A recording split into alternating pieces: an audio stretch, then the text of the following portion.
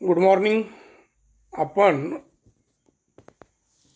प्रकरण 3 सामाजिक आर्थिक समस्या या प्रकरणात आपण सामाजिक आर्थिक समस्या म्हणून दारिद्र्याची समस्या आणि बेरोजगारीची समस्या या दोन समस्यांचा अभ्यास करत आहोत. आपण दारिद्र्याची समस्या, दारिद्र्याचा अर्थ, दारिद्र्याची कारणे आणि दारिद्र्य निर्मूलनाचे उपाय आपण अभ्यासले. या लेक्चरमध्ये आपण बेरोजगारीची समस्या, बेरोजगारीच्या समस्येचा अर्थ आणि कारणे आपण अभ्यासणार आहोत. बेरोजगारीची समस्या, समस्येचा अर्थ, कारणे आणि उपाय याचा विचार आपण या दोन लेक्चरच्या माध्यमातून करणार आहोत. बेरोजगारी ही भारतातील एक प्रमुख सामाजिक आर्थिक समस्या आहे. दारिद्र्याप्रमाणेच बेरोजगारी किंवा बेरोजगारीशी संबंधित काही घटक जबाबदार असलेले आढळतात. सर्वसामान्यपणे बेरोजगारी किंवा बेकारी ज्या व्यक्तीला नोकरी मिळत नाही, ज्या व्यक्तीला हाताला काम मिळत नाही, ज्या व्यक्तीची इच्छा असून देखील, ज्या व्यक्तीकडे कौशल्य असून देखील ज्या व्यक्तीला काम मिळत नाही, अशा व्यक्तीला आपण बेरोजगार व्यक्ती म्हणू शकतो. बेरोजगारी हा खऱ्या अर्थाने समाजशास्त्रीय दृष्टिकोनातून रोजगार न मिळण्यासाठीचा एक योग्य शब्द म्हणून आपण बेरोजगारी या शब्दाचा उल्लेख करू शकतो. सर्वसामान्यपणे बेकारी आणि बेरोजगारी या शब्दाचा अर्थ समान अर्थाने दोन शब्द वापरले जातात, परंतु बेकारी आणि बेरोजगारी या दोन शब्दात संकल्पनांच्या दृष्टिकोनातून फरक आहे. हा फरक जास्त जाणवत नाही. एकाच अर्थाने दोन शब्द वापरले जातात. सामान्यपणे बेकार हा शब्द नोकरीचा अभाव असणं याला बेकार आपण म्हणू शकतो, परंतु बेरोजगारी हा जो शब्द आहे, बेरोजगारी ही जी संकल्पना आहे, ही खऱ्या अर्थाने नोकरीचा अभाव, नोकरीची इच्छा असणं, व्यक्तीकडे कौशल्य असणं, त्याची काम करण्याची इच्छा असणं, परंतु त्याला काम न मिळणं याच्याशी संबंधित असल्यामुळे शास्त्रीय अर्थाने बेरोजगारी हा शब्द व्यक्तीला काम न मिळणं यासाठी वापरला जातो. त्यामुळे बेरोजगारी या शब्दाचा वापर खऱ्या अर्थाने बेरोजगारीची संकल्पना निश्चित करण्यासाठी वापरला जाऊ शकतो. सर्वसामान्यपणे बेरोजगारी म्हणजे काय, तर ज्या व्यक्तीमध्ये काम करण्याची क्षमता असते, इच्छा असते, तरीही त्याला प्रचलित वेतनावर किंवा किमान आर्थिक मोबदला मिळवून देणारे कोणतेही काम मिळत नाही. म्हणजे ज्या व्यक्तीकडे काम करण्याची इच्छा आहे, त्या व्यक्तीला काम करण्याची त्या व्यक्तीकडे क्षमता आहे, कौशल्य आहे, तरी देखील त्या समाजात जे प्रचलित वेतन आहे, किमान प्रचलित वेतन आहे, त्या वेतनावर किंवा आर्थिक कोणत्याही स्वरूपाचा आर्थिक मोबदला मिळवून देणारं काम मिळत नाही. त्यावेळेला अशा व्यक्तीला आपण बेरोजगार व्यक्ती आपण म्हणू शकतो. कारण सर्वसामान्यपणे रोजगार मिळणं हे लोकांच्या उदरनिर्वाहासाठी आणि राष्ट्राच्या विकासासाठी आवश्यक असतं. आज देशात लाखो तरुण शिक्षण घेऊन बाहेर पडत आहेत. लाखो तरुणांच्याकडे रोजगार मिळवण्याची क्षमता आहे आणि इच्छा देखील आहे, पण त्यांना त्यांच्या इच्छेनुसार जर काम मिळत नसेल, किमान प्रचलित वेतनावर काम मिळत नसेल, त्यांच्याकडे क्षमता आहे, काम करण्याची कार्यक्षमता आहे, कौशल्य आहे, त्यांच्याकडे स्किल आहे, तर देखील त्यांना त्यांच्या इच्छेनुसार काम मिळत नसेल, प्रचलित वेतनावर, किमान वेतनावर काम मिळत नसेल, तर अशा व्यक्तीला आपण बेरोजगार म्हणू शकतो. आणि अशा एकूण सामाजिक व्यवस्थेला किंवा समाजात निर्माण होणाऱ्या प्रश्नाला आपण बेरोजगारीचा प्रश्न आपण म्हणू शकतो. म्हणजेच एखाद्या व्यक्तीला किंवा समाजातील बहुसंख्य व्यक्तींना त्यांच्या किमान पात्रतेनुसार, किमान क्षमतेनुसार त्या देशात, त्या समाजात जर रोजगार उपलब्ध होत नसेल, किमान प्रचलित वेतन, मग कमीत कमी वेतनावर काम करण्याची इच्छा असून देखील तो समाज, ती सामाजिक व्यवस्था संबंधित व्यक्तीला रोजगार पुरवत नसेल, अगदी ती व्यक्ती अर्ध्या वेतनावर काम करायला तयार असेल तरी देखील तो देश, ती व्यवस्था, सामाजिक व्यवस्था संबंधित व्यक्तीला काम देत नसतील, काम उपलब्ध करून देत नसतील, रोजगार उपलब्ध करून देत नसतील, तर त्याला, त्या अवस्थेला, त्या समाजातल्या त्या परिस्थितीला, त्या अवस्थेला आपण बेरोजगारीची अवस्था म्हणू शकतो. बेरोजगारी ही का महत्त्वाची आहे, तर बेरोजगारी दारिद्र्याला कारणीभूत ठरते. बेरोजगारीमुळे गुन्हेगारी वाढते, बेरोजगारीमुळे झोपडपट्टी समस्या वाढते, बेरोजगारीमुळे व्यसनाधीनता वाढते, बेरोजगारीमुळे कुशल व्यक्तीला काम न मिळाल्यामुळे, कुशल व्यक्तीला म्हणजे स्किल्ड पर्सन व्यक्तीला योग्य काम न मिळाल्यामुळे ती व्यक्ती निराशाजनक परिस्थितीत आपलं जीवन जगते. अशा अनेक व्यक्ती नंतर आत्महत्येचा विचार देखील बोलतात किंवा त्या व्यक्ती आत्महत्या देखील करू शकतात. बेरोजगारीची समस्या इतर अनेक समस्यांना चालना देऊ शकते. म्हणून बेरोजगारीची संकल्पना एक समस्या, एक प्रमुख सामाजिक आर्थिक समस्या म्हणून त्याचा आपण विचार करतोय. आणि बेरोजगारीचा नेमका अर्थ आपण अभ्यासला की ज्या व्यक्तींच्याकडे काम करण्याची क्षमता आहे, काम करण्याची इच्छा आहे, कमीत कमी वेतनावर काम करण्याची इच्छा आहे, तर देखील आपला समाज, ही सामाजिक व्यवस्था त्यांना काम मिळवून देत नसेल, तर अशा व्यक्तींच्या त्या परिस्थितीला बेरोजगारीची परिस्थिती आपण सर्वसामान्यपणे म्हणू शकतो. आणि बेरोजगारी कोणत्या लोकसंख्येशी संबंधित आहे, तर करत्या लोकसंख्येशी संबंधित आहे. सर्वसामान्यपणे जगातल्या प्रत्येक देशात 15 वर्ष वयोगट म्हणजे 15 वर्षापासून 60 वर्षापर्यंत असणारी लोकसंख्या ही कार्यक्षम लोकसंख्या मानली जाते, करत्या लोकांची लोकसंख्या मानली जाते. अशा लोकसंख्येला जर रोजगार नसेल, तर मिळवतीच लोकसंख्या जर बेरोजगार राहिली, तर त्या देशाच्या आर्थिक विकास, त्या देशाचा योग्य पद्धतीने आर्थिक विकास होऊ शकत नाही. त्या देशात आर्थिक विषमता निर्माण होऊ शकते, त्या देशात दारिद्र्याला किंवा इतर अनेक प्रश्नांना चालना मिळू शकते. त्यामुळे बेरोजगारीचा प्रश्न का महत्त्वाचा आहे, तर 15 ते 60 वयोगटातील क्षमता असणाऱ्या, कौशल्य असणाऱ्या, ज्यांना काम पाहिजे, कामाची इच्छा आहे, असा असणाऱ्या व्यक्तीला लोकांना आपण रोजगार देऊ शकत नाही. त्यामुळे ही लोकसंख्येतील करत्या लोकसंख्येशी संबंधित संकल्पना आहे, म्हणून महत्त्वाची संकल्पना आहे.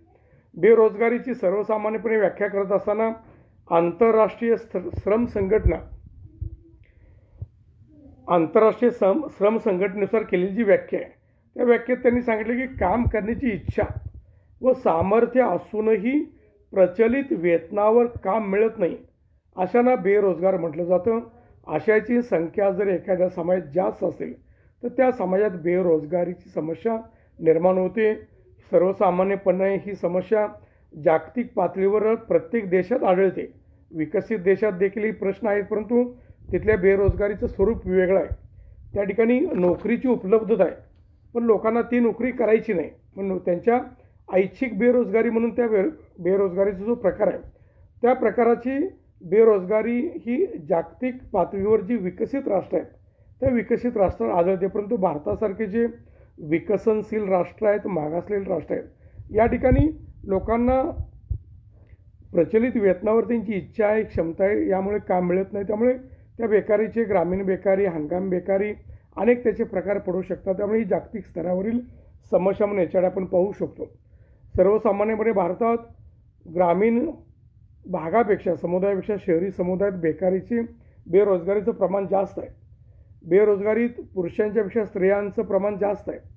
आणि सर्वसामान्यपणे आपण औद्योगिक क्षेत्र, सेवा क्षेत्र आणि कृषी क्षेत्राचा जर विचार केला, तर कृषी क्षेत्रात बेरोजगारीचे प्रमाण जास्त आहे. कारण ग्रामीण समुदायात बेरोजगारीचं प्रमाण कृषी क्षेत्रात सर्वाधिक असलेलं दिसून येते. त्यामुळे सर्वसामान्यपणे ज्या व्यक्तीला काम करण्याची इच्छा असून देखील काम मिळत नाही किंवा किमान वेतनावर काम करण्याची इच्छा आहे, त्या व्यक्तीकडे क्षमता आहे, त्या व्यक्तीला काम मिळत नसेल, तर अशा व्यक्तींना बेरोजगार व्यक्ती म्हणू शकतो. अशी संख्या जर समाजात बहुसंख्य असेल, तर त्यातून बेरोजगारीचा प्रश्न, बेरोजगारीची समस्या निर्माण होऊ शकते. आपण बेरोजगारीचा अर्थ किंवा बेरोजगारीचं एकूण स्वरूप अभ्यासल्यानंतर थोडक्यात आपण स्वरूप अभ्यासलं, बेरोजगारीची काही कारणं आपण अभ्यासणार आहोत. त्यातलं पहिलं कारण आहे लोकसंख्या वाढ. भारतात औद्योगिक दृष्टिकोनातून विकासासाठी अनेक प्रकल्प आहेत, सेवा क्षेत्राचा विकास देखील केला जात आहे. तर देखील भारतातली लोकसंख्या प्रचंड असल्यामुळे या लोकसंख्येत प्रत्येक वर्षी पारंपरिक शिक्षण असेल, तांत्रिक शिक्षण असेल, व्यावसायिक शिक्षण असेल, असे शिक्षण घेऊन बाहेर पडणाऱ्यांची संख्या प्रचंड आहे. त्यामुळे या प्रत्येक शिक्षित व्यक्तीला, कामाची अपेक्षा असणाऱ्या व्यक्तीला हाताला काम, आपली सामाजिक व्यवस्था किंवा आपली औद्योगिक व्यवस्था, सेवा क्षेत्राची व्यवस्था किंवा कृषी क्षेत्र हे प्रत्येकाच्या हाताला काम देऊ शकत नाही. म्हणजेच प्रचंड लोकसंख्येमुळे रोजगार मागणाऱ्यांच्या तुलनेत रोजगाराची तेवढी निर्मिती होत नाही. रोजगार मागणाऱ्यांची संख्या जास्त आहे, रोजगाराची तेवढी निर्मिती आपण करू शकत नाही. कारण त्यामुळे त्याच्या पाठीमागे अनेक आर्थिक विषमता, अपुरे भांडवल किंवा आपल्याकडे भारतातले इतर जे प्रश्न आहेत त्या प्रश्नामुळे अनेक बेरोजगारीच्या समस्या आपल्याकडे निर्माण होऊ शकतात. त्यामुळे लोकसंख्या वाढ हे बेरोजगारीचे एक प्रमुख कारण असलेलं दिसून येते.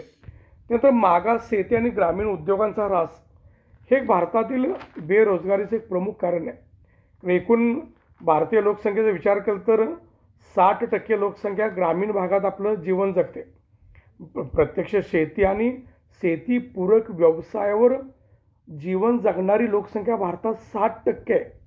60% म्हणजे 130 लोकसंख्येचा जर विचार केला तर 70 ते 80 कोटी लोकसंख्या ग्रामीण भागात राहून आपलं आर्थिक जीवन जगण्याचा प्रयत्न करते.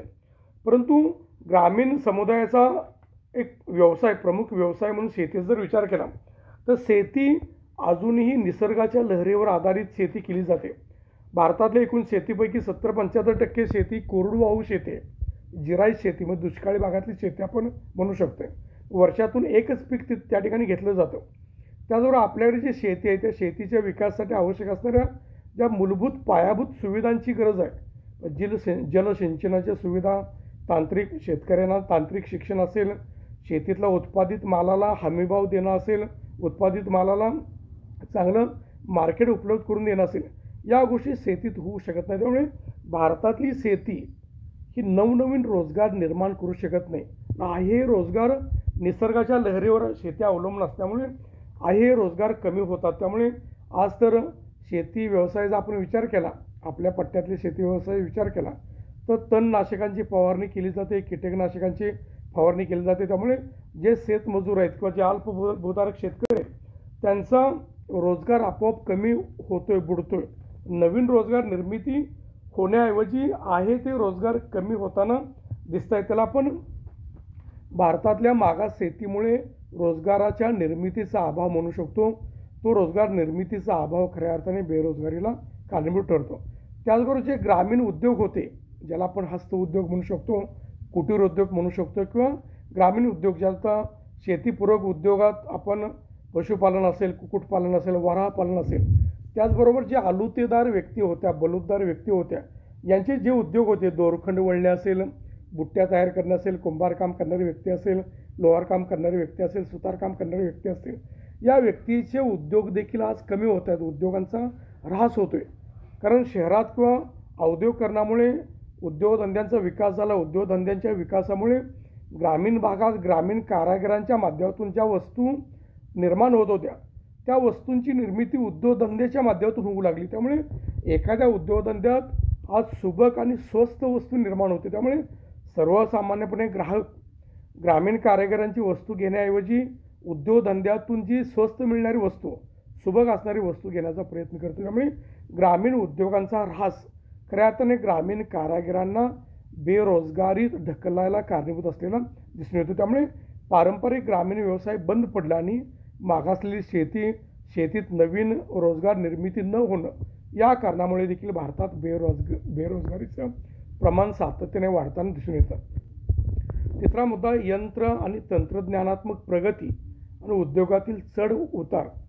आपण भारताच्या एकूण औद्योगिक विकासाचा विचार केला तर औद्योगिकरण झालेलं आहे. अगदी मुंबई, पुणे, ठाणे या परिसरात असं म्हटलं जातं की भारतातले एकूण उद्योगापैकी 35% उद्योग हे मुंबई, ठाणे, नाशिक, कल्याण या परिसरातच एकवटलेले आहेत. हे उद्योग आधुनिक पद्धतीने चालवले जातात. आधुनिक यंत्रसामग्रीच्या माध्यमातून उद्योग व्यवसाय केले जातात. उद्योगधंद्याचं आधुनिकीकरण हे सातत्याने होत असतं. आधुनिकीकरण होत असताना आपण समाजाच्या दृष्टिकोनातून विचार केला तर हे आधुनिकीकरण रोजगार निर्मिती करत नाही. आज स्वयंचलित जर उद्योगांचा विचार केला, एखाद्या कारखान्यात जर एखादं स्वयंचलित यंत्र बसवलं तर त्याच यंत्रावर पूर्वी काम करणारे म्हणजे जे पारंपरिक यंत्र होतं, त्या एखाद्या यंत्रावर काम करणारे 20 कामगार असतील, ते यंत्रात बदल करून जर तिथं स्वयंचलित यंत्र बसवलं, संगणकावर चालणारं यंत्र बसवलं, तर एकच व्यक्ती 20 व्यक्तींचं काम करू शकते. त्यातून त्या उद्योगाच्या मालकाला प्रचंड नफा मिळतो. तर प्रचंड नफ्यासाठी आज उद्योगधंद्यांचं आधुनिकीकरण केलं जातं आणि त्यातून ते आधुनिकीकरण खऱ्या अर्थाने कामगार कपात किंवा नवीन रोजगार निर्मिती करू शकत नाही. त्यातून बेरोजगारी सातत्याने वाढते.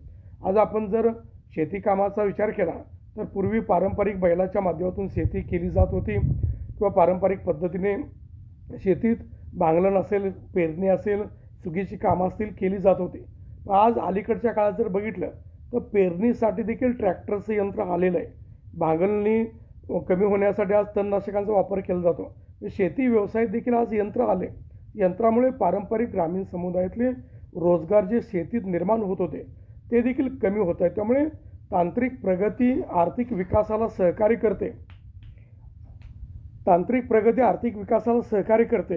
परंतु तीच आर्थिक विकासाला सहकार्य करणारी जी प्रगती आहे त्या आधुनिक यंत्र सामुग्रीमुळे खऱ्या अर्थाने स्वयंचलित यंत्र आणि मनुष्यबळाचा कमी वापर किंवा संगणकाचा वाढता वापर मनुष्यबळाच्या कमी वापरासाठी कारणीभूत ठरतो. त्यातून रोजगार निर्मिती होत नाही, त्यातून बेरोजगारी वाढते. त्याचबरोबर आज अनेक उद्योगधंद्याचा विचार केला तर उद्योगधंद्यात अनेक वेळा सरकारी धोरण असेल, कर रचना असेल, उद्योगातले संप असेल, टाळेबंदी असेल किंवा बाजाराची मार्केटची अनिश्चितता असेल, त्याचबरोबर कामगार मालक संघर्ष असेल, मालकांचा नफ्यासाठी होणारा प्रयत्न असेल, त्यातून उद्योगधंद्यात अनेक वेळा कामगार कपात केली जाते, उद्योगधंदे बंद पडतात. उद्योगधंद्याचा विकास करत असताना आधुनिक यंत्रसामुग्रीचा विस्तार करण्याचा प्रयत्न केला जातो. त्यातून नवीन रोजगार निर्मिती होत नाही. त्यामुळे उद्योगातील जे चढ उतार आहेत, ज्यात सरकार धोरणामुळे कर रचना, संप, टाळेबंदी, बाजाराची अनिश्चितता यामुळे देखील भारतात रोजगार निर्मिती होऊ शकत नाही किंवा त्यामुळे यंत्र व तंत्रज्ञानात्मक प्रगती, आधुनिक यंत्रसामुग्री व उद्योगातील चढ उतार हे देखील भारतातल्या बेरोजगारीचं प्रमुख कारण असलेलं दिसून येतं. चौथं कारण आहे शिक्षण व्यवस्थेतील दोष. आज सर्वसामान्यपणे कौशल्य विकास, नवनिर्मिती, नवीन कल्पनांना चालना देणारं शिक्षण, कार्यक्षमता, नवीन दृष्टिकोन किंवा उद्योगशीलता वाढवणारं शिक्षण हे शिक्षणाचं एक उद्दिष्ट असणं गरजेचं आहे. म्हणजेच आजच्या शिक्षण व्यवस्थेत शिक्षण व्यवस्था अशी पाहिजे की ज्यातून नव उद्योगांची निर्मिती व्हावी, नवीन कल्पनांची निर्मिती व्हावी, नवीन दृष्टिकोनांचा विकास व्हावा, कौशल्य विकासाला चालना मिळावी, कार्यक्षम मनुष्यबळाची निर्मिती व्हावी, नवनवीन दृष्टिकोन निर्माण व्हावे किंवा उद्यमशीलता, ज्याला उद्योगशीलता आपण म्हणू शकतो, निर्माण होणं हे शिक्षणाचं उद्दिष्ट असणं गरजेचं आहे. आजच्या शिक्षण प्रणालीकडे जर आपण बघितलं, पारंपरिक शिक्षण व्यवस्थेकडे बघितलं तर पारंपरिक शिक्षण व्यवस्था किंवा आजची आधुनिक शिक्षण व्यवस्था देखील उद्योगांना आवश्यक असताना मनुष्यबळ पुरवू शकत नाही. नवनिर्मिती, नवकल्पनांची निर्मिती, नवीन आयडियाज निर्माण करणारी मानसिकता मुलांची आजचं शिक्षण व्यवस्था निर्माण करू शकत नाही. मुलांना उद्योगात किंवा बाजारपेठेत चालणारं कौशल्य आजचं शिक्षण देऊ शकत नाही. तर आजच्या पारंपरिक शिक्षणामुळे किंवा आजच्या चालत आलेल्या शिक्षण व्यवस्थेतले जे दोष आहेत, या दोषामुळे देखील शिक्षण घेऊन बाहेर पडलेला सुशिक्षित बेकार हा पारंपरिक काम करत नाही. एखादं उदाहरण द्यायचं तर BA, BCom, BSc झालेला मुलगा, MA, MCom, MSc झालेला मुलगा, इंजिनियर झालेला मुलगा आपले पारंपरिक शेती व्यवसायात कोणतेही प्रयोग करत नाही. त्याला शहरातच नोकरीची अपेक्षा असते. यामुळे पारंपरिक शेती व्यवसायात प्रयोग होत नाहीत का नव कल्पनांची निर्मिती आजची शिक्षण व्यवस्था करत नाही. कौशल्य विकासाला चालना देऊ शकत नाही. नवनवीन कार्यक्षम मनुष्यबळाची निर्मिती आजची शिक्षण व्यवस्था करत नाही किंवा उद्योगशील नवीन पिढी आजच्या शिक्षण व्यवस्थेतून बाहेर पडत नाही. त्यामुळे भारतात खऱ्या अर्थाने बेरोजगारी वाढते. याला शिक्षण व्यवस्थेतले दोष कारणीभूत असलेले दिसून येतात. त्यानंतर राजकीय अस्थिरता व शासकीय योजनांचे अपयश. आपण केंद्र व राज्य स्तरावरील ज्या सरकारांचा जर विचार केला, संपूर्ण देशात विविध राज्यात विविध राजकीय पक्षांची सरकार आहेत. या सरकारांची व्यवस्था जर बघितली, शासकीय व्यवस्था जर बघितली तर राजकीय अस्थिरता आढळते. म्हणजेच केंद्रात तर आता ठीक आहे, नरेंद्र मोदींच्या नेतृत्वाखालचं सरकार हे पूर्णपणे बहुमताचं सरकार आहे. तर त्याच्यापूर्वीची सरकार जर आपण बघितली तर आघाड्यांचं सरकार, आघाड्यांच्या अनेक पक्षांनी एकत्रित येऊन केलेली आघाडी, त्या आघाडी राज्य चालवतं, केंद्र चालवतं. त्यामुळे या आघाडीची सरकारचा स्वतःची राजकीय अस्थिरता असल्यामुळे हे सरकार समाजाच्या प्रश्नांची सोडवणूक करण्यासाठी योग्य निर्णय घेऊ शकत नाही. त्यामुळे आपोआपच समाजातले दारिद्र्य, बेरोजगारीसारखे प्रश्न निर्माण होतात. कारण ह्या सरकार स्वतः राजकीय आर्थिक स्थिरतेसाठी, स्वतःच्या राजकीय स्थिरतेसाठी प्रयत्न करतं. त्यामुळे या सरकारकडून खऱ्या अर्थाने राजकीय अस्थिरतेमुळे खऱ्या अर्थाने आर्थिक स्थिरता, आर्थिक समानता, बेरोजगारी, दारिद्र्य जे समाजाचे मूलभूत प्रश्न आहेत ते प्रश्न सोडवण्यासाठी प्रयत्न केला जात नाही. स्वतःची राजकीय सत्ता टिकवण्यासाठी प्रयत्न होतो. त्याचबरोबर अनेक वेळेला अनेक शासकीय योजना आहेत, दारिद्र्य निर्मूलनासाठी जशा योजना आहेत तशा बेकारी निर्मूलनासाठी योजना आहेत. कौशल्य विकास कार्यक्रम आज अगदी दिल्ली केंद्र सरकारच्या माध्यमातून चालवला जातो, राज्य सरकारच्या माध्यमातून चालवला जातो. परंतु ह्या कौशल्य विकासाचे प्रकल्प राबवणाऱ्या ज्या संस्था आहेत, ज्या संघटना आहेत, जे प्रशासकीय घटक आहेत, जे शासकीय घटक आहेत, इव्हन महाविद्यालयीन पातळीवरचे घटक आहेत, हे केवळ सरकारी काम म्हणून हे कौशल्य विकासाचे प्रकल्प राबवण्याचा प्रयत्न करतात. अनेक वेळेला एखाद्या बेरोजगार व्यक्तीला एखादं स्वयंरोजगाराचं प्रशिक्षण दिलं जिल्हा उद्योग केंद्राच्या माध्यमातून, आणि त्यानं स्वयंरोजगार एखादा लहान उद्योग निर्माण करण्यासाठी प्रयत्न केला, तर त्यांना बँका अर्थसहाय्य देत नाहीत. प्रशासकीय विलंबामुळे त्यांना त्यांचं काम किंवा कागदपत्रांची पूर्तता होऊ शकत नाही. अनेक वेळा भ्रष्टाचारामुळे त्यांना मिळणाऱ्या कर्जातून संबंधित अधिकाऱ्यांना काही पैसे द्यावे लागतात. त्यामुळे त्यांना उद्योग व्यवसाय, लघुउद्योग निर्माण करता येत नाही.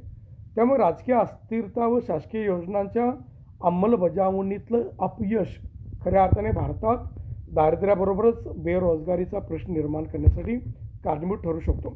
त्याचबरोबर व्यक्तिगत घटक, आज अनेक वेळेला आपल्या व्यक्तिगत पातळीवर आपलं व्यक्तिगत दुर्लक्ष व अनेक वेळेला सामाजिक परिस्थितीमुळे योग्य वयात रोजगार न मिळणं व तरुणांच्या योग्य क्षमतांचा विकास न होणं, अपुरा विकास. मी जसं सांगितलं की शिक्षण व्यवस्थेतले दोष, का तर शिक्षण व्यवस्थाच कुशल मनुष्यबळ निर्माण होऊ शकत नाही, नव कल्पनांची निर्मितीचं शिक्षण करू शकत नाही, उद्यमशीलता, उद्योगशीलतेचा विकास करू शकत नाही, किंवा स्वयंरोजगारासाठी मुलांना आजचं शिक्षण करू शकत नाही. त्यामुळे तरुणांच्या क्षमतांचा अपुरा विकास ही शिक्षणाच्या व्यवस्थेमुळे झाल्यामुळे सामाजिक परिस्थिती तरुणांचा अपुरा विकास करते. त्यातून कौशल्यांचा अभाव असतो, कमी प्रतीचे रोजगार करण्यास उच्च शिक्षित मुलांना वाटतं की मुंबई पुण्याला मोठमोठ्या शहरातच चांगली नोकरी मिळावी, ज्या नोकरीत कोणतेही कष्ट असू नयेत, जास्तीत पगार असावा. तेव्हा असे तरुण कुठलेही एखादा स्वयंरोजगार करू शकत नाहीत, पारंपरिक शेती व्यवसाय करू शकत नाहीत. हा त्यांचा व्यक्तिगत दृष्टिकोन खऱ्या अर्थाने बेरोजगारीला कारणीभूत ठरू शकतो. त्याचबरोबर अनेक लोक आपल्या गावाजवळच व्यवसाय, गावाजवळ नोकरी मिळवण्याचा प्रयत्न करतात. आपलं गाव असेल, प्रदेश असेल सोडून इतरत्र मोठमोठ्या शहरात नोकरीसाठी जायला नकार देतात. त्यामुळे स्थलांतर करण्याच्या प्रवृत्तीला विरोध करणं ही देखील व्यक्तिगत मानसिकता, व्यक्तिगत घटक खऱ्या अर्थाने बेरोजगारीला कारणीभूत ठरू शकतो. आज अनेक वेळेला शिक्षण व्यवस्थेतले दोष, व्यक्तिगत घटक हे देखील बेरोजगारीला कारणीभूत ठरताना दिसून येतात. त्यामुळे कौशल्यांचा अपुरा विकास असेल किंवा कौशल्यांचा अभाव असेल, तरुणांच्या क्षमतांचा योग्य विकास न होणं असेल, कमी प्रतीचे रोजगार करण्यास नकार देणं असेल, इतर शहर, गाव सोडून दूर जाऊन नोकऱ्या न करण्याची मानसिकता असणं किंवा प्रदेश सोडून इतर प्रदेशात जाऊन व्यवसाय न करण्याची मानसिकता, असे व्यक्तिगत घटक देखील बेरोजगारीला कारणीभूत ठरलेले दिसून येतात. त्यामुळे बेरोजगारी देखील भारतातला एक प्रमुख सामाजिक आर्थिक समस्या घटक आहे किंवा आर्थिक समस्या असलेला, म्हणून त्याच्याकडे आपण बघू शकतो. बेरोजगारी एक गंभीर एक समस्या आहे. तर बेरोजगारीचा अर्थ आणि कारणे आपण अभ्यासली. बेरोजगारीची कारणे अभ्यासत असताना लोकसंख्या वाढ, मागास शेती व ग्रामीण उद्योगांचा ऱ्हास, यंत्र व तंत्रज्ञानात्मक प्रगती आणि उद्योगातील चढ उतार, शिक्षण व्यवस्थेतील दोष, राजकीय अस्थिरता, शासकीय योजनांचे अपयश व व्यक्तिगत घटक, हे आपण बेरोजगारीची कारणं आणि बेरोजगारीचा अर्थ आपण अभ्यासला. बेरोजगारीचा अर्थ आणि कारणे अभ्यासल्यानंतर आपल्याला बेरोजगारी म्हणजे काय आणि त्याच्या पाठीमागची कारणं कोणती आहेत या गोष्टी स्पष्ट होण्यास याची मदत होऊ शकेल. आपण या ठिकाणी आपलं लेक्चर थांबवतोय. थँक्यू. धन्यवाद.